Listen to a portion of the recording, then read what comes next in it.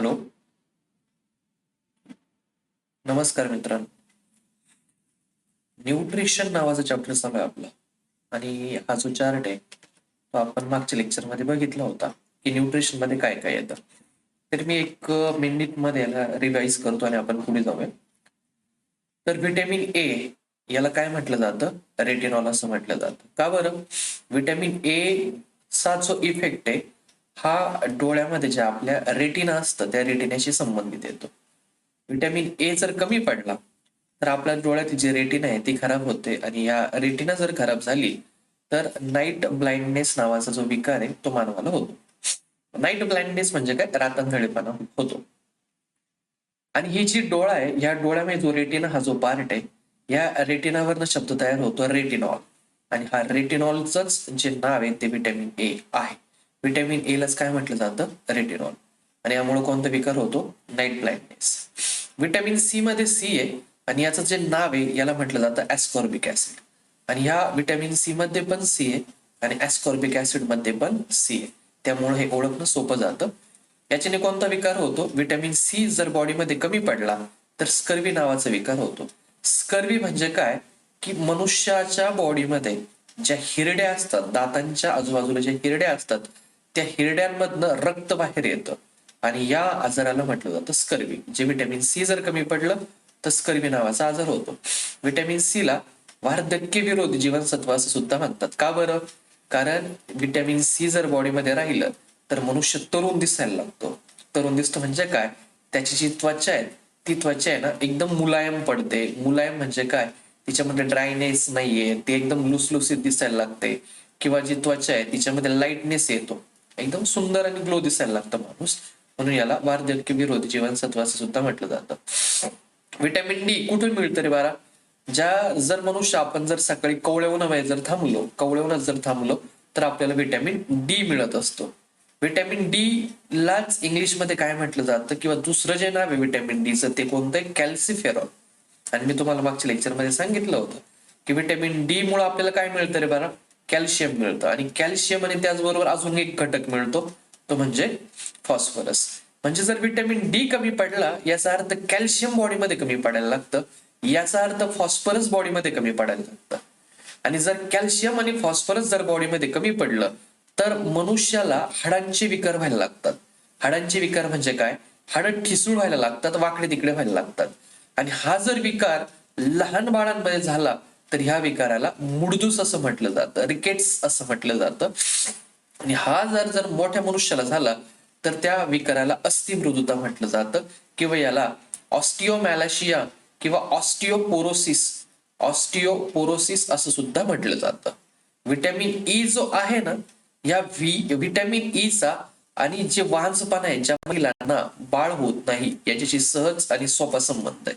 म्हणजे vitamin E जर कमी पडला ना तर वांसपणा स्त्रियांमध्ये पाहायला मिळतो. आणि ह्या व्हिटॅमिन ई ला काय म्हटलं जातं? टोकोफेरॉल. व्हिटॅमिन ई ला म्हणतात टोकोफेरॉल.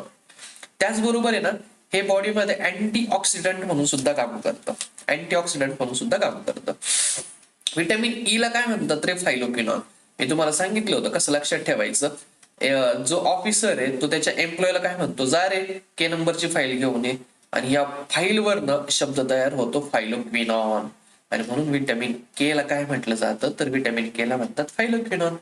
व्हिटॅमिन के तुमच्या बॉडीमध्ये काय करतो? रक्त गोठवण्याचं काम करत असतो. बॉडीमध्ये दोन व्हिटॅमिन आहे बरं, व्हिटॅमिन के आणि व्हिटॅमिन सी. व्हिटॅमिन के आणि व्हिटॅमिन सी हे तुमच्या बॉडीमध्ये ब्लड क्लॉटिंगचं काम करतात. बरोबर? मग याच्या रिलेटेड आणखी एक प्रश्न येतो. मग सांगा बरं की बॉडीमध्ये असे किती घटक आहेत की जे ब्लड क्लॉटिंगचं काम करतात? बघा, बॉडीमध्ये सगळ्यात अगोदर आहे ना ब्लड क्लॉटिंगसाठी, ब्लडला गोठवण्यासाठी कोण कोण काम करतं? त्यातला पहिला येतो प्लेटलेट्स. पहिलं काय येतं? प्लेटलेट्स. प्लेटलेट्स तुमच्या बॉडीमध्ये ब्लड क्लॉटिंगचं काम करतं. दुसरं काय येतं? प्रोथ्रोम्बिन. प्रोथ्रोम्बिन. आपण ज्यावेळेस ब्लड सर्क्युलेटरी सिस्टीम बघू त्यावेळेस आपल्याला हा प्रोथ्रोम्बिन पाहायला मिळेल. दुसरा घटक येतो प्रोथ्रोम्बिन. तिसरं काय? फायब्रिनोजेन. तिसरा घटक आहे बाळा फायब्रिनोजेन, जे तुमच्या ब्लड क्लॉटिंगचं काम करतात. त्याचबरोबर आणखी एक घटक आहे बघा, हिस्टामाइन. हा हिस्टामाइन सुद्धा तुमच्या बॉडीमध्ये ब्लड क्लॉटिंगचं काम करतो. 5वा घटक आहे बघ, कॅल्शियम. कॅल्शियम हा सुद्धा बॉडीमध्ये ब्लड क्लॉटिंगचं काम करतो. त्याचबरोबर व्हिटॅमिन के आणि त्याचबरोबर व्हिटॅमिन सी. म्हणजे हा platelets 1, prothrombin 2, fibrinogen 3, histamine 4, calcium 5, vitamin K 6, vitamin C 7 आणि अजून 2-3 घटक, असे 9 ते 10 घटक आहे आपल्या बॉडीमध्ये जे ब्लड क्लॉटिंगचं काम करतात. मग त्यापैकी हा व्हिटॅमिन के, ज्याला फायलोक्विनोन असं म्हटलं जातं, आणि हा सुद्धा बॉडीमध्ये ब्लड क्लॉटिंगचं काम करतो. आणि व्हिटॅमिन के बॉडीमध्ये जर जास्त झाला तर अॅनिमिया नावाचा विकार होतो. अॅनिमिया म्हणजे काय? शरीरामध्ये रक्त कमी पडतं, त्याला अॅनिमिया म्हणतात. आणि त्याचबरोबर कावीळ नावाचा विकार होतो. हे आपण मागच्या लेक्चरला पाहिलं होतं. बरोबर. आता आपल्याला पाहिजे प्रत्येक व्हिटॅमिन इन डिटेल मध्ये, आणि हा त्यातला व्हिटॅमिन ए, ज्याच्यावरती एमपीएससीने आतापर्यंत किती प्रश्न विचारलेत? 2 प्रश्न एमपीएससीने या घटकावरती विचारून झालेले आहेत. व्हिटॅमिन ए बघा काय म्हणतात याला, सायंटिफिक नाव आहे रेटिनॉल. का बरं रेटिनॉल? कारण याचा आणि डोळ्याच्या रेटिनाचा संबंध आहे, म्हणून व्हिटॅमिन ए ला रेटिनॉल असं म्हटलं जातं. काय होतं? जी याच्याने नाईट ब्लाइंडनेस होतो, अंधारी दृष्टीसाठी याचा वापर होतो. म्हणजे नाईट ब्लाइंडनेस किंवा रात्र अंधळेपणा होतो. आता रात्र अंधळेपणाचा आणि ह्या रोडोप्सिन घटकाचा खूप जवळचा संबंध आहे. जर बॉडीमध्ये रक्त कमी पडलं तर तुम्हाला रात्रीचे दिसणं बंद होतं. जर बॉडीमध्ये रोडोप्सिन कमी पडलं तर रात्रीचे दिसणं कमी होतं. म्हणजेच काय, व्हिटॅमिन ए जर कमी पडलं तर याचाच अर्थ काय, तुमच्या बॉडीमध्ये रोडोप्सिन कमी पडलं, आणि रोडोप्सिन कमी पडलं तर रात्री दिसणं बंद होतं, कमी होतं, आणि यालाच रातांधळेपणा किंवा नाईट ब्लाइंडनेस असं म्हणतात. आणि म्हणून तुमच्या परीक्षेमध्ये प्रश्न येतो, खालीलपैकी कोणता घटक जर शरीरात कमी पडला तर रात्रीचं दिसणं किंवा नाईट ब्लाइंडनेस हा विकार होतो. तर त्याचं उत्तर येतं रोडोप्सिन. रोडोप्सिन बघा किती संबंध आहे बघा, इथं रेटिना आहे, याच्यामध्ये पण आर आहे, आणि रोडोप्सिन मध्ये सुद्धा आर आहे. रोडोप्सिन जर कमी पडलं तर आपल्याला रात्र अंधाळेपणा हा जो प्रॉब्लेम आहे, हा प्रॉब्लेम व्यक्तींना मोस्टली पाहायला मिळतो. त्याचबरोबर आता ह्या घटक आहे ना, हा घटक सुद्धा महत्वाचा आहे, कारण याच्यावरती सुद्धा परीक्षेला प्रश्न येतो. व्हिटॅमिन डी आहे ना, प्राण्यांपासून पण मिळतं आणि वनस्पतींपासून पण मिळतं. या दोनही पदार्थांपासून मिळतं. जर व्हिटॅमिन ए जर आपल्याला प्राण्यांमधून जर घेतलं, समजा आपण मांस खाल्लं, मटन वगैरे अशा गोष्टी जर खाल्ल्या, तर आपल्या बॉडीला जे व्हिटॅमिन ए मिळतं ना, त्या व्हिटॅमिन ए ला रेटिनॉल असं म्हटलं जातं. आणि जर आपण पालेभाज्या खाल्ल्या किंवा वनस्पती खाल्ल्या आणि जर त्यापासून आपल्याला जर व्हिटॅमिन ए मिळत असेल तर त्या व्हिटॅमिन ए ला कॅरोटीन असं म्हटलं जातं. आणि ह्या कॅरोटीन वरती परीक्षेमध्ये प्रश्न विचारलेला आहे. या कॅरोटीनलाच काय म्हटलं जातं? कॅरोटीनलाच व्हिटॅमिन ए म्हणतात, पण हे असं व्हिटॅमिन आहे जे व्हिटॅमिन आपल्याला वनस्पतींपासून मिळालेले. रेटिनॉलला काय म्हणतात रे? तर रेटिनॉलला सुद्धा व्हिटॅमिन ए म्हणतात, पण हे असं व्हिटॅमिन आहे जे आपल्याला प्राण्यांपासून मिळालेलं आहे.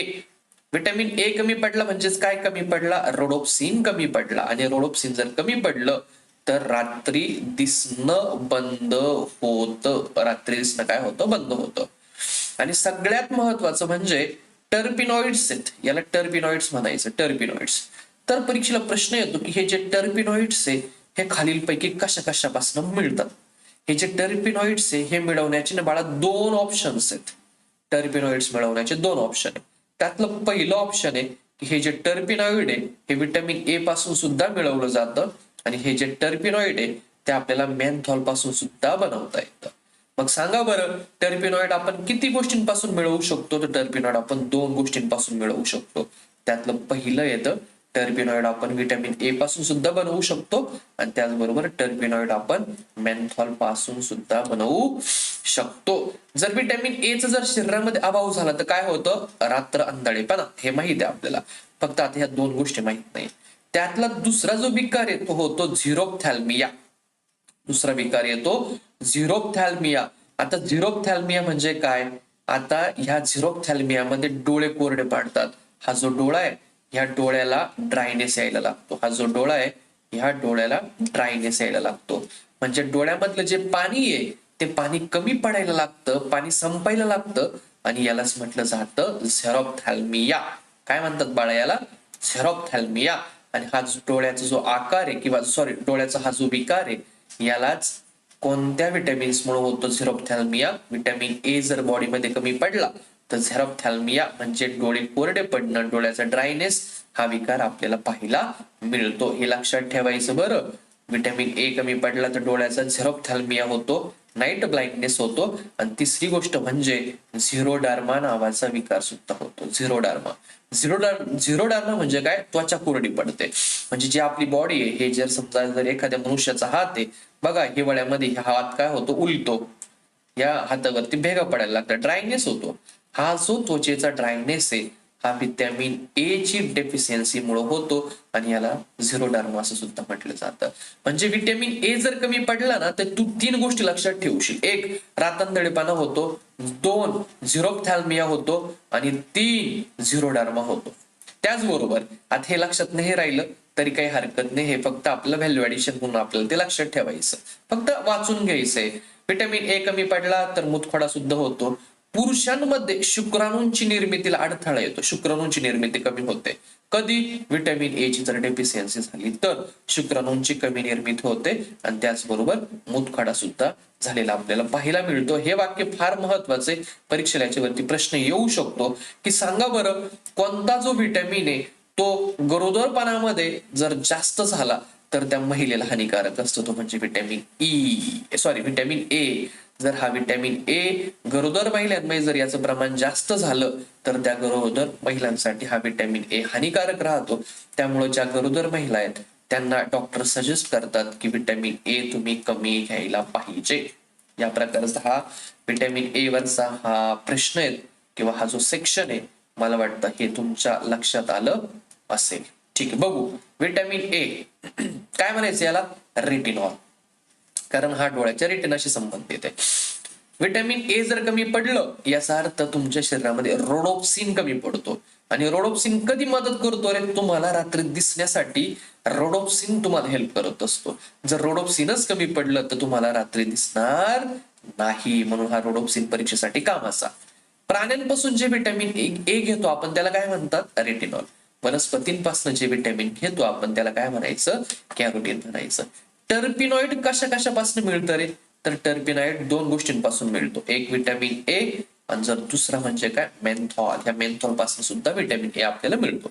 व्हिटॅमिन ए कमी पडला तर पहिला विकार कोणता होतो रे? रातंधळेपणा. दुसरा कोणता होतो? झिरोप्थॅल्मिया म्हणजे जर डोळ्याचा ड्रायनेस. आणि तिसरा असतो तो म्हणजे झिरोडार्मा, त्या म्हणजे त्वचा कशी पडते? कोरडी. अजून काय होतं? मुतखडा होतो, शुक्राणूंची निर्मितीला अडथळा होतो. हे जर लक्षात राहिलं तर ठेवायचं, नाही राहिलं तर हे लक्षात ठेवायचं नाही, पण वरच्या गोष्टी महत्वाच्या.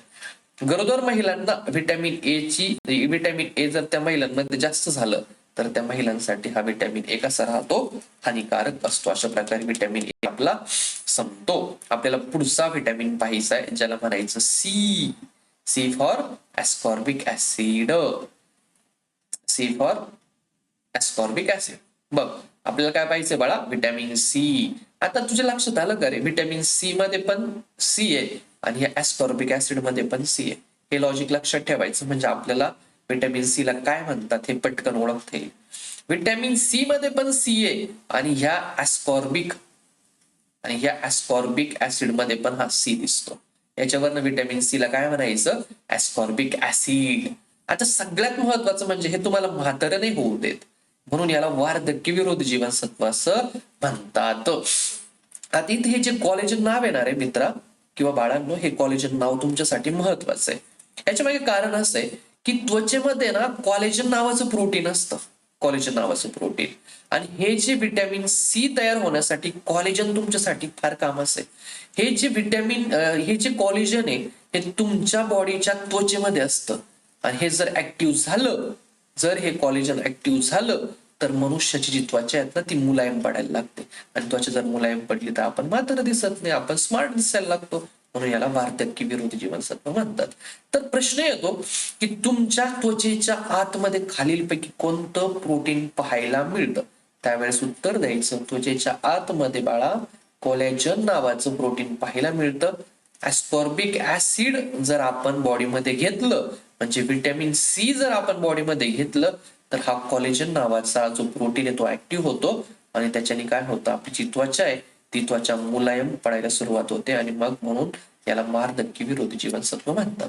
व्हिटॅमिन सी जर कमी पडला, आता हा जो मनुष्य आहे या मनुष्यामध्ये हे जे दात आहेत, या दातांमध्ये ज्या हिरड्या आहेत ना, त्या हिरड्यांमधनं रक्त बाहेर यायला लागतं. या हिरड्यांमधनं ब्लड बाहेर यायला लागतं आणि ब्लड जर बाहेर आलं तर याला स्कर्वी असं म्हटलं जातं. आणि हे रक्त का बरं बाहेर येतं, जर बॉडीमध्ये व्हिटॅमिन सी कमी पडलं तर या हिरड्यांतून रक्त बाहेर येतं आणि रक्त बाहेर येण्याला स्कर्वी असं म्हटलं जातं. आणि स्कर्वी कधी होतो, व्हिटॅमिन सी जर कमी पडला तर स्कर्वी नावाचा विकार मनुष्याला होतो. त्याचबरोबर कॅल्शियमची पण डेफिशियन्सी होते आणि आणि जर व्हिटॅमिन सी कमी पडला तर B12 आणि कॅल्शियम हा बॉडीमध्ये कमतरता आपल्याला बॉडीमध्ये याची भास व्हायला सुरुवात होते. अशा प्रकारे हा व्हिटॅमिन काय, सी. मग परीक्षेला प्रश्न येतो व्हिटॅमिन सी ला काय म्हणतात सांगा, तर व्हिटॅमिन सी ला म्हणतात ऍस्कॉर्बिक ऍसिड. कॉलेजन कुठे असतं, कॉलेजन आपल्या त्वचेच्या खाली असतं. व्हिटॅमिन सी घेतलं की आपला हा जो कॉलेजन आहे हा कॉलेजन ऍक्टिव्ह होतो आणि त्वचा मुलायम होते आणि म्हणून या व्हिटॅमिन सी ला वार्धक्य विरोधी जीवनसत्व असं म्हणतात. व्हिटॅमिन सी जर कमी पडला तर हिरड्यांना रक्त येतं आणि याला स्कर्वी नावाचा विकार असं म्हटलं जातं.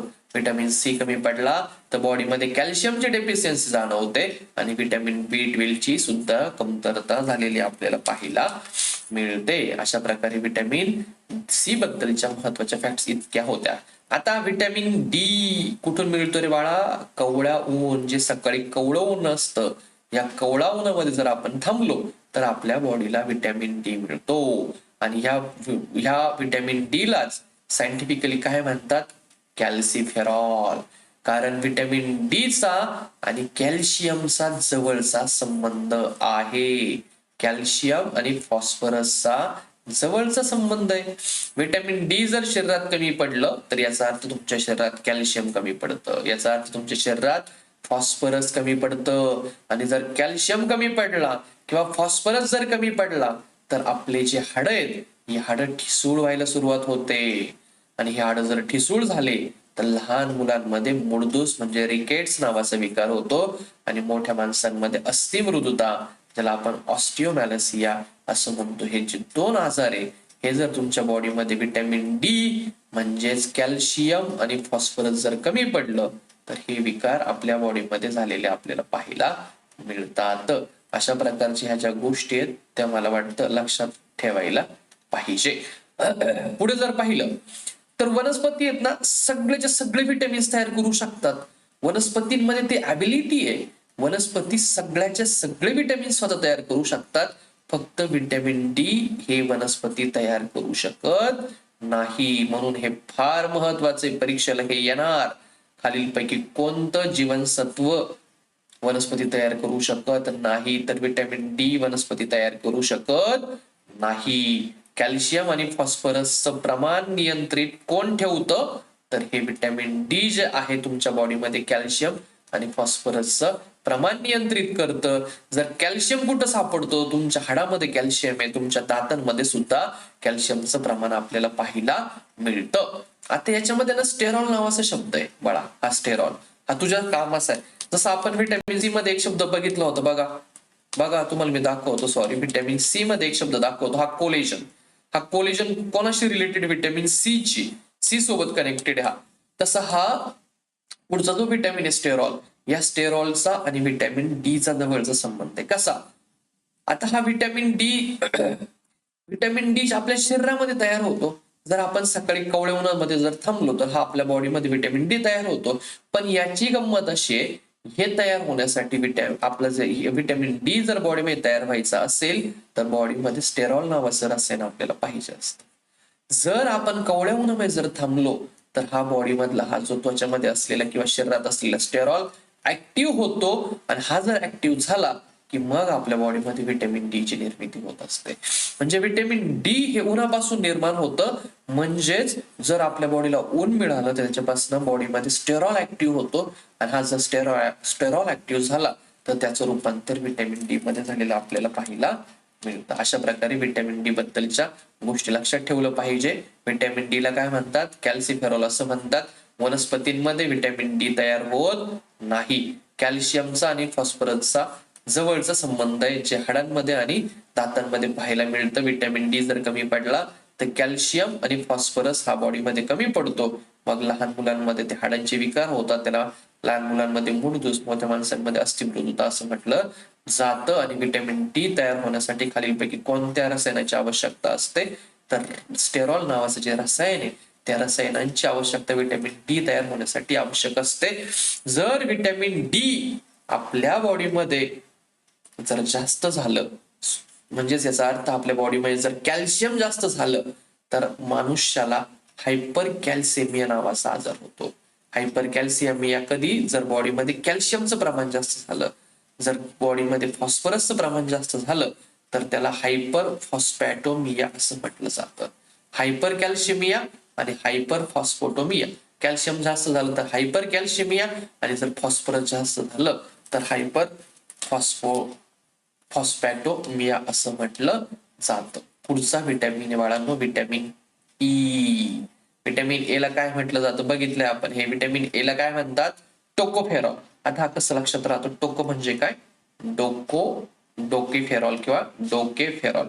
आता डोकेफेरॉल म्हणजे काय? आता सगळ्यांना माहिती आहे डोकं का बरं फिरतं रे? कारण व्हिटॅमिन ई जर कमी पडला तर महिलांमध्ये वांसपणा येतो. आणि जर वांसपणा आलं तर त्या महिलांना त्रास दिला जातो. आणि म्हणून या महिलांना जर त्रास दिला तर आपण त्या माणसाला म्हणतो, अरे तुझं काही डोकं बिकं फिरले का काय? आणि हे डोकं फिरल्यावरून आपल्याला काय लक्षात राहतं? टोकोफेरॉल. काय लक्षात राहतो? टोकोफेरॉल. व्हिटॅमिन ई ला काय म्हणतात? टोकोफेरॉल. कारण हा जर कमी पडला तर याला महिलांमध्ये वांसपणा येतो. म्हणून याला वांसपणा विरोधी जीवनसत्व असं म्हटलं जातं. कारण हा वांसपणाला विरोध करतो, म्हणजे वांसपणा महिलांमध्ये येऊ देत नाही. म्हणून याला वांसपणा विरोधी जीवनसत्व असं म्हटलं जातं. हा अँटीऑक्सिडंट म्हणून सुद्धा काम करतो. आणि याच्याने त्वचाचे विकार होतात. हे नाही लक्षात राहील तरी काही हरकत नाही. एवढ्या दोन गोष्टी लक्षात ठेवा. याला अँटीऑक्सिडंट म्हणतात, वांसपणा विरोधी जीवनसत्व म्हणतात. आणि याचं नाव काय? तर याचं नाव आहे टोकोफेरॉल. काय नाव आहे बाळा याचं? व्हिटॅमिन ई चं नाव काय? टोकोफेरॉल. अँटीऑक्सिडंट म्हणून काम करतो आणि वांसपणा विरोधी जीवनसत्व म्हणून सुद्धा तो काम करतो. व्हिटॅमिन के नंबरची फायलान. फायलान म्हणजे काय? फायलोक्विनॉन. काय करतो? हा रक्त गोठवण्याचं काम करतो. आणि सगळ्यात महत्वाचं म्हणजे आपल्या बॉडीमध्ये जे ग्लुकोज आहे, आपण बॉडीमध्ये जे ग्लुकोज वापरायचं आहे ते आपण वापरतो. आणि उरलेलं जे ग्लुकोज आहे ते ग्लायकोजन मध्ये रूपांतर करतो. ग्लुकोजचं रूपांतर आपण ग्लायकोजन मध्ये करून ते आपण बॉडीमध्ये स्टोअर करतो. आणि हे करण्यासाठी जर कोण हेल्प करत असेल तर तो म्हणजे व्हिटॅमिन के. व्हिटॅमिन केच काय करतो? ग्लायकोजनचं रूपांतर ग्लायकोजन होण्यासाठी हेल्प करताना आपल्याला पाहायला मिळतो. जर व्हिटॅमिन के जर बॉडीमध्ये कमी पडला तर, नाही कमी नाही, इथं अभाव नाही, हे थोडंसं चुकीचं आहे. जर व्हिटॅमिन के जर बॉडीमध्ये जास्त झाला तर ॲनिमिया आणि कावीळ नावाचा आजार मनुष्याला होतो. या गोष्टी तुम्हाला ठाऊक आहे, आपण बघितलं मागच्या व्हिडिओत. व्हिटॅमिन के ला काय म्हणायचं? फायलोक्विनॉन. रक्त गोठवतो, ग्लुकोजचं ग्लायकोजन मध्ये रूपांतर करतो. जास्त झाला, जर हा जास्त झाला तर ॲनिमिया आणि कावीळ झालेली आपल्याला पाहायला मिळते. एक फार महत्वाची गोष्ट आहे, याच्यावरती प्रश्न आलेला आहे की जर व्हिटॅमिन के जास्त झाला किंवा याची जी कमतरता आहेत ना, ही प्रौढांमध्ये, मोठ्या माणसांमध्ये फारच कमी जाणवते. म्हणजे जे मोठे माणसं आहेत, मोठे, या मोठ्या माणसांमध्ये मोस्टली व्हिटॅमिन के कमी पडतच नाही. पण जे लहान बालक आहेत, ह्या बालकांमध्ये हा व्हिटॅमिन के कमी पडतो. आणि ह्या व्हिटॅमिन के जर कमी पडला तर लहान बाळांमध्ये रक्तस्राव होण्याची शक्यता असते. काय कळलं? मोठ्या माणसांमध्ये मोस्टली व्हिटॅमिन कमी पडतच नाही, पण जे लहान बाळ आहेत या लहान बाळांमध्ये व्हिटॅमिन के कमी पडतो आणि त्यापासून रक्तस्राव होण्याची शक्यता असते. हे लहान बाळांमध्ये हा जो रक्तस्राव आहे तो रक्तस्राव या व्हिटॅमिन के मुळे झालेला आपल्याला पाहायला मिळतो.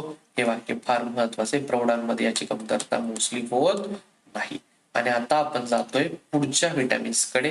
त्यातला पहिला व्हिटॅमिन्स येतो, व्हिटॅमिन कोणता येतो सांगा बरं? आपल्याला पाहिजे आता बी कॉम्प्लेक्स. आपल्याला पाहिजे आता बी कॉम्प्लेक्स, बी विटॅमिन, बी नंबरचे विटॅमिन, बी कॉम्प्लेक्स. आता बी मध्ये येणार आहे B1 येतं, B2 येतं, B3 येतं. त्याच्यानंतर B4 नाही येत, डायरेक्ट B5 येतो, B6 येतो, B7 येतो, B8 येत नाही, डायरेक्ट B9 येतो, B10 नाही येत, 11 नाही येत, डायरेक्ट B12 येतो. B12 येतो, त्याच्या आधी B9 येतो, त्याच्या आधी B5, B6 आणि B7 हे एकत्र येतात. B5, 6, 7 नंतर B9 डायरेक्ट B12 आणि सुरुवातीला B1 येतो.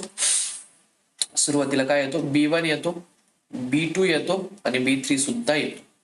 आता याचे जे सायंटिफिक नाव आहेत ना, हे परीक्षेला विचारता. तर तुम्हाला हे जे सायंटिफिक नाव आहेत, हे सायंटिफिक नाव माहिती असायला पाहिजे. सायंटिफिक नावांवरती प्रश्न येतो. B1, B2 आणि B3 हे लक्षात राहण्यासाठी ना हा शॉर्ट फॉर्म लक्षात ठेवायचा. TRN, TRN. टी कशासाठी? T for thiamine. B1 ला म्हणायचं थायमिन. आर कशासाठी रे? हा आर जो घेतलाय, मग हा आर कशासाठी घेतला असेल?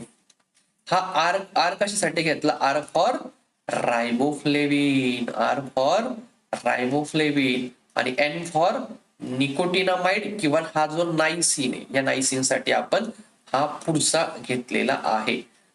आता एन कशासाठी? एन फॉर निकोटिनामाइड किंवा नायसिन. हे नायसिन आहे ना, हे परीक्षेमध्ये ह्या नायसिन वरती प्रश्न आलाय, तर हा नायसिन तुझ्या परीक्षेसाठी काम असाय, लक्षात ठेवशील. तर याला काय म्हणायचं? TRN. T for thiamine, R for riboflavin आणि एन फॉर निकोटिनामाइड किंवा नायसिन. तर B1 ला म्हणायचं थायमिन, B1 ला म्हणायचं थायमिन, B2 ला म्हणायचं रायबोफ्लेविन आणि B3 ला म्हणायचं निकोटिनामाइड किंवा नायसिन. राहील लक्षात? तर पहिल्या तिघांसाठी हा शॉर्ट फॉर्म लक्षात ठेवायचा, TRN. बरोबर. आता ह्या तिघांबद्दल आहे ना, जर B1 शरीरात कमी पडला ना, तर बेरीबेरी नावाचा विकार होतो, बेरीबेरी. तर B1 ला काय म्हणायचं? हा बीबीचा विकार आहे, बायकोचा विकार, बीबीचा विकार आहे, बायकोचा विकार आहे, म्हणजे हा बेरीबेरी म्हणायचं. हे लक्षात राहण्यासाठी बरं, B1 ला म्हणायचं बीबी, बेरीबेरी, बायकोचा आजार. हा जो बेरीबेरी आजार आहे ना, हा मोस्टली तुमच्या चेतासंस्थेशी रिलेटेड आहे. माणसांच्या ह्युमन बॉडी जी आहे त्याच्या नर्वस सिस्टम, नर्वसशी रिलेटेड आहे हा आजार, नर्वस. तर चेतासंस्थेचा विकार आहे. जर B1 ला काय म्हटलं जातं? थायमिन. आणि B1 जर कमी पडला तर बेरीबेरी नावाचा विकार होतो, जो तुमच्या चेतासंस्थेशी रिलेटेड आहे. B2 ला काय म्हणायचं? B2 ला म्हणायचं रायबोफ्लेविन. B2 ला काय म्हणायचं? B2 ला म्हटलं जातं रायबोफ्लेविन. रायबोफ्लेविन जर हा B2 कमी पडला तर आपलं जे बुबुळ आहे, डोळ्याचं जे बुबुळ आहे, ज्याला प्युपिल्स असं म्हटलं जातं, ते अपारदर्शक व्हायला लागतं. ते त्यातून थोडंसं अंधुक दिसायला लागतं. जर बुबुळ पारदर्शक झालं, याचा अर्थ बॉडीमध्ये B2 कमी पडायला लागला, याचा अर्थ बॉडीमध्ये रायबोफ्लेविन कमी पडायला. आता जो B3 आहे ना बाळा, ह्या B3 ला म्हटलं जातं निकोटिनामाइड किंवा याला म्हटलं जातं नायसिन. जर बॉडीमध्ये B3 कमी पडला किंवा निकोटिनामाइड किंवा नायसिन कमी पडलं तर पेलेग्रा नावाचा डिसीज होतो, किंवा आपण त्याला 3D असं सुद्धा म्हणू शकतो. 3D चा डिसीज होतो. आणि ह्या डी चा अर्थ होतो, पहिल्या डी चा अर्थ होतो डर्मेटायटिस, दुसऱ्या डी चा अर्थ होतो डायरिया आणि तिसऱ्या डी चा अर्थ होतो डिमेन्शिया. डिमेन्शिया म्हणजे विसरवळूपणा. तर ह्या जो 3D चा आजार आहे हा B3 मुळे होतो. बघा किती सोपे, लक्षात राहिला. इथं पण 3 आहे आणि इथं पण 3 आहे. B3 चा आजार कशामुळे होतो? 3D मुळे. पहिला डी म्हणजे डर्मेटायटिस, दुसरा डी म्हणजे डायरिया आणि तिसरा डी म्हणजे डिमेन्शिया. आणि त्याचबरोबर पेलेग्रा नावाचा डिसीज सुद्धा, पेलेग्रा नावाचा डिसीज सुद्धा हा व्हिटॅमिन B3 जर कमी पडला तर त्याच्यामुळे होत असतो. अजून एक महत्वाचं आहे, व्हिटॅमिन B3 ला काय म्हणतात? तर निकोटिनामाइड म्हणतात किंवा याला नायसिन असं म्हटलं जातं. जर बॉडीमध्ये नायसिन जर आहे, जर आपण जास्त मद्यपान केलं, जास्त अल्कोहोल सेवन केलं, तर आपल्या बॉडीमध्ये जे नायसिन आहे, याचा अर्थ जे व्हिटॅमिन B3 आहे, याची कमतरता व्हायला लागते. मद्यपानामुळे आहे ना, हे नायसिन संपायला लागतं. बॉडीमधलं जे नायसिन आहे हे संपुष्टात यायला लागतं. तर अशा प्रकारे B1, B2 आणि B3 लक्षात ठेवायचं. हे लक्षात राहण्यासाठी एक शॉर्ट फॉर्म आहे, तो म्हणजे TRN. मग B1 ला काय म्हणायचं? तो टी म्हणजे थायमिन. B2 ला काय म्हणायचं? आर म्हणजे रायबोफ्लेविन. आणि B3 ला काय म्हणायचं, एन म्हणजे निकोटिनामाइड किंवा नायसिन असं म्हटलं जातं. B1 जर कमी पडला तर कोणता आजार होतो, बेरी ज्याला आपण बीबीचा आजार म्हणतो. ब आहे ना इथं म्हणून बीबीचा आजार, चेतासंस्थेच्या रिलेटेड. हा B2 कमी पडलं तर काय होतं रे, बुबुळ अपारदर्शक होतं. B3 कमी पडलं तर कोणता आजार होतो, पेलेग्रा, ज्याला 3Dचा विकार म्हणतात. पहिलं डी म्हणजे डर्मेटायटिस, डायरिया आणि डिमेन्शिया. किंवा हे नायसिन पण बॉडी मधलं नष्ट होतं जर आपण मद्यपानाचं जास्त सेवन केलं, दारू जास्त पिली, अल्कोहोल जास्त घेतलं किंवा सिगारेट वगैरे ओढली तर बॉडी मधलं नायसिनची कमतरता व्हायला लागते. आणि या नायसिनलाच काय म्हटलं जातं, B3 असं म्हटलं जातं. तर हा जो कंटेंट बाळा मी घेतलाय ना, हा परीक्षेसाठी मोस्ट इम्पॉर्टंट आहे. मोस्ट इम्पॉर्टंट आहे. हा तुला जमलाच पाहिजे. ओके ओके, आता मी पुढच्या गोष्टींकडे जातो. बघा B5 हा जो फाय आहे ना, 5, ह्या पाचावरनं शब्द तयार होतो. पाचात पण आहे ना, तर ह्या पेंटेथोनिक मध्ये पण आहे. म्हणून B5 ला काय म्हणायचं, पेंटेथोनिक. ज्याच्यात प आहे ना, पाचाला आपण प म्हणतो आणि याला इंग्लिशमध्ये पेंटेथोनिक म्हणतो. पेंटेथेनिक म्हणजे काय, B5 चं नाव पेंटेथेनिक आहे. 6, आता आपल्या घराला पायऱ्या असतात बघा, असं घर असतं आणि या घराला अशा पायऱ्या असतात. या पायऱ्यांवरती ना एक 6 नंबरचा आकडा आहे, एवढं लक्षात ठेवशील. 6 पायऱ्यात घराला. आणि या पायऱ्यांवरनं एक शब्द तयार होतो. त्या पायऱ्यांवरनं एक शब्द तयार होतो, तो म्हणजे पायरिडॉक्सिन. आणि म्हणून B6 ला काय म्हणायचं, पायरिडॉक्सिन. किती पायऱ्या आहेत घराला, 6. आणि या पायऱ्यांवरनं शब्द तयार होतो, पायरिडॉक्सिन. आणि म्हणून B6 ला काय म्हणायचं, पायरिडॉक्सिन. आणि ह्या जर घराच्या 6 पायऱ्या आपण जर चढलो तर आपल्या त्वचेवरती डाग पडतात. म्हणजेच काय, B6 जर कमी पडला तर त्वचेचे विकार मनुष्याला होतात. राहील लक्षात. B6 6 घराला काय, पायऱ्या, पायऱ्यांवरनं शब्द तयार होतो, पायरिडॉक्सिन.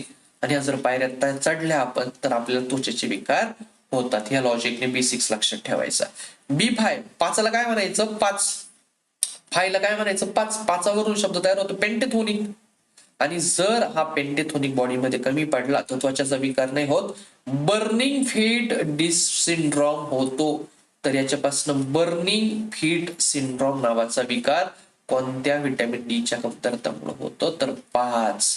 आणि या 5ला काय म्हणायचं, पेंटेथोनिक असं या 5ला म्हणायचं. राहील लक्षात. आता B7 आहे. B7, या B7 ला म्हणायचं बायोटीन. B7 तुम्हाला आहे ना, चला आपण असे दोन मित्र आहे. एक मित्र दुसऱ्याला बाय बाय करतो. आणि किती वाजता बाय बाय करतो, 7 वाजता. रोज संध्याकाळी लायब्ररी 7 वाजता सुटली का हा जो मित्र आहे त्याच्या मैत्रिणीला बाय बाय करतो. मैत्रिणीला काय करतो, बाय बाय करतो. किती वाजता करतो, 7 वाजता. आणि ह्या 7 वरनं B7 येतो आणि ह्या बाय वरनं बायोटीन लक्षात राहतो. काय लक्षात राहतो, बायोटीन लक्षात राहतो. राहील लक्षात. 7 वाजता काय करतो, हा बाय बाय करतो. आणि या बाय बाय वरनं काय लक्षात राहतो, बायोटीन लक्षात राहतो.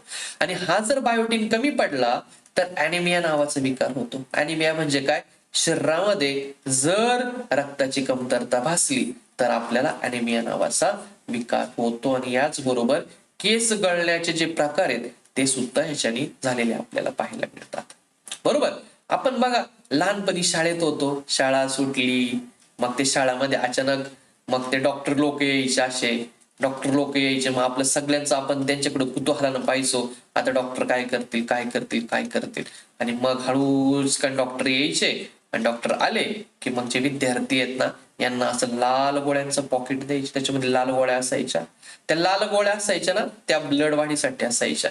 मोस्टली त्या मुलींना द्यायचे, कारण हे रक्त वाढवायचं, ब्लडच्या गोळ्या.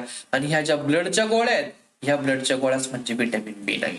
कारण याच्यामध्ये काय असतं, फॉलिक ऍसिड. B9 म्हणजेच काय, फॉलिक ऍसिड. या B9 लाच फॉलिक ऍसिड असं म्हटलं जातं. आणि हे फॉलिक ऍसिड कशासाठी काम करतं, हे फॉलिक ऍसिड तुमच्या बॉडीमध्ये आरबीसीची निर्मिती करतं. याला म्हणतात रेड ब्लड सेल. आरबीसीची निर्मिती करण्याचं काम कोण करतं, हे फॉलिक ऍसिड करतं. आणि म्हणून जर B9 कमी पडला तर ॲनिमिया नावाचा विकार होतो. पहिलं नाव नाही लक्षात ठेवायचं. तर कोणता विकार होतो, ॲनिमिया नावाचा विकार माणसाच्या बॉडीमध्ये होतो. तर मग सांगा बरं, ज्या शाळेतल्या गोळ्या आहेत या गोळ्यामध्ये कोणतं ऍसिड असतं, काय असतं रे, किती गोळ्यांचं पॅकेट आहे, 9 गोळ्यांचं पॉकेट आहे. याला B9 म्हणायचं. काय असतं याच्यामध्ये? फॉलिक ऍसिड असतं. हे फॉलिक ऍसिड कशासाठी लागतं रे? बॉडीमध्ये आरबीसीची निर्मिती करण्यासाठी फॉलिक ऍसिड लागतं. आरबीसी म्हणजेच काय? ब्लड. या रक्ताची निर्मिती करण्यासाठी आपल्याला B9 लागतं. आणि जर हे रक्त कमी पडलं म्हणजे B9 कमी पडला, याचा अर्थ रक्त कमी पडलं आणि याचाच अर्थ बॉडीमध्ये अॅनिमिया नावाचा रोग झालेला आपल्याला पाहायला मिळतो. त्याच्यानंतर आपल्याला आता पाहायचंय B12 आणि परीक्षेमध्ये याचं नाव विचारलेलं आहे. B12 ला काय म्हणतात? B12 ला म्हणायचं कोबाल्ट. काय म्हणायचं? कोबाल्ट. कोबाल्ट लक्षात नसेल राहत, बाटली तर लक्षात राहते, बाटली. मग ती कशी पण लक्षात ठेवा. धुण्याची बाटली, कशाची बाटली लक्षात ठेवा, दारूची बाटली, काही पण लक्षात ठेवा.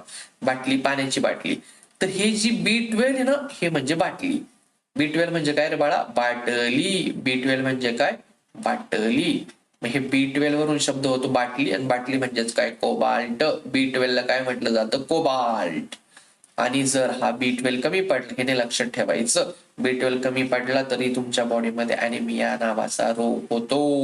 आणि मग परीक्षेला एक प्रश्न आलाय, तर मग सांगा बरं, B12 म्हणजे कोबाल्ट आपल्याला कुठून कुठून मिळतं? जर आपण मांस खाल्लं, मटण खाल्लं, जर आपण मांस खाल्लं तर आपल्याला ही बाटली म्हणजे कोबाल्ट मिळतो, म्हणजे विटॅमिन B12 मिळतो. जर आपण मासे खाल्ले तर आपल्याला B12 मिळतो. जर आपण यकृत खाल्लं तर आपल्याला B12 मिळतो. अशा प्रकारचे हे B12 चे जे सोर्स आहे ते आपल्याला लक्षात ठेवलं पाहिजे. तुम्हाला एक कॉमन गोष्ट लक्षात आली का रे? या B7 मुळे, ह्या B9 मुळे आणि ह्या B12 मुळे हे तिघ पण जर कमी पडले तर अॅनिमिया नावाचा रोग होतो. या तिघांमुळे सुद्धा, या तिघांमुळे एकच रोग होतो, तो म्हणजे कोणता? अॅनिमिया, रक्त कमी पडतं. हे आलं का लक्षात? लक्षात यायला पाहिजे होतं बरं. कॉमन आहे हे. B7 म्हणजे काय रे? Bye bye. किती वाजता बाय बाय करतो? 7 वाजता. म्हणून या बाय वरनं शब्द राहतो लक्षात, बायोटीन. B9 म्हणजे काय रे? शाळेतल्या गोळ्या. त्याच्यामध्ये काय राहतं? Folic acid. B12 ला काय म्हणायचं रे? कोबाल्ट म्हणायचं याला. आणि या तिघांमुळे कोणता रोग होतो? या तिघांमुळे एकच रोग होतो आणि त्या रोगाचं नाव आहे अॅनिमिया. या रोगाचं नाव काय येतं? अॅनिमिया असं या रोगाला म्हटलं जातं. बघा, याचा सोर्स काय B12 चा? मांस, मासे आणि यकृत. या तिघांपासून आपल्याला B12 असं मिळत असतो. B6 ला काय म्हणायचं? B6 ला, B6 म्हणजे घराच्या 6 पायऱ्या. याच्यावरून शब्द तयार होतो पायरिडॉक्सिन. B6 ला पायरिडॉक्सिन म्हणायचं. पायऱ्यासाठीला तर कोणते विकार होतात? त्वचाचे विकार होतात. B5 ला काय म्हणायचं? 5 ला काय म्हणायचं? 5 वर्ण शब्द तयार होतो पेंटेथोनिक. 5 वर्ण शब्द होतो पेंटेथोनिक. आणि याच्यापासून कोणता रोग होतो? Burning feet syndrome. आणि या पहिल्याला काय म्हणायचं? TRN. TRN, thiamine, riboflavin, nicotinamide, beriberi, बुबुळ आणि पेलेग्रा. नायसिन कावर कधी कमी पडतो? दारू पिलं, मद्यपान केलं का नायसिन होतो. आणि 3D चा विकार कोणामुळे होतो? B3, डर्मेटायटिस, डायरिया आणि डिमेन्शिया. अशा प्रकारच्या ह्या गोष्टी आहेत. मला वाटतं इथपर्यंत तुमच्या, आणि हे जे घेतलं ना बाळा मी, हे तुझ्यासाठी मोस्ट इम्पॉर्टंट आहे. याच्यावरती परीक्षेमध्ये प्रश्न येतो म्हणजे येतोच. आता एक शेवटचं सांगतो बघ, थोडस कन्क्लुजन मध्ये जाऊया आपण. थोडस कन्क्लुजन मध्ये, जर B3 कमी पडला किंवा B3चं बॉडीमध्ये काम काय? या B3 ला काय म्हणायचं? काय शॉर्ट फॉर्म होता आपला? TRN. हा B3 साठी N होता, निकोटिनामाइड किंवा नायसिन. हे तुमच्या बॉडीमध्ये ना कोलेस्ट्रॉल जे असतं, जे व्यक्ती जास्त जाड असतात, जास्त जाडे असतात, त्यांच्यामध्ये कोलेस्ट्रॉलचं प्रमाण जास्त असतं. हे कोलेस्ट्रॉलचं प्रमाण नियंत्रित करण्यासाठी तुझ्या बॉडीमध्ये कोणता व्हिटॅमिन काम करतो? तो B3 काम करत असतो. जर हृदय चांगलं काम करायचं असेल, हृदयाने चांगलं काम करावं असं वाटत असेल, तर तुम्हाला त्वचेसाठी कोणता व्हिटॅमिन हेल्प करतो? B1 हेल्प करत असतो. केस गळताय, त्वचेचे प्रॉब्लेम आहे, कोणामुळे होत असतील? B7 मुळे होतात ह्या गोष्टी. आणि B9 किंवा B12 हे जे व्हिटॅमिन आहे, या दोघही व्हिटॅमिनचं एक काम आहे, ते दोघही व्हिटॅमिन मनुष्याच्या बॉडीमध्ये आरबीसी निर्माण करण्याचं काम करतात. आलं लक्षात? हृदयाचं बंद पडले, हृदयाचं काम चांगलं करावं, B1 पाहिजे. त्वचा, केस यांचं काम चांगलं पाहिजे, अरे B7 पाहिजे. कोलेस्ट्रॉल नियंत्रित झालं पाहिजे, हार्ट अटॅक नाही आला पाहिजे, B3 काम करेल मग त्याच्यासाठी तुला. आणि B6 कधी काम करतो? जे अमिनो ऍसिड आहे त्या अमिनो ऍसिडला पचवण्यासाठी B6 काम करत असतो किंवा रक्त तयार करण्यासाठी हेल्प करणारा विटॅमिन कोणता, तर तो विटॅमिन येतो B6. सांगा कोलेस्ट्रॉलला कोण नियंत्रित करतं, B3. सांगा हृदयाचं काम कोण नियंत्रित करतं, B1. सांगा आरबीसी कोण निर्माण करतं, B9 आणि B12. त्वचा केस चांगले पाहिजे तर बॉडीत काय पाहिजे, B7. अमिनो ऍसिडला पचवायचं काम कोण करतो, तर अमिनो ऍसिडला पचवायचं काम हा B6 करताना आपल्याला पाहायला मिळतो. अशा प्रकारचं हे लेक्चर तुमच्या लक्षात आलं असेल. इथपर्यंतचा लेक्चर छान करा. घेतलेला हा जो कंटेंट आहे हा परीक्षेसाठी मोस्ट इम्पॉर्टंट आहे. त्यावरती 100% परीक्षेला प्रश्न येतो. छानपणे रिवाइज करा. नसेल कळलं तर मला फोन करून विचारा. Thank you so much.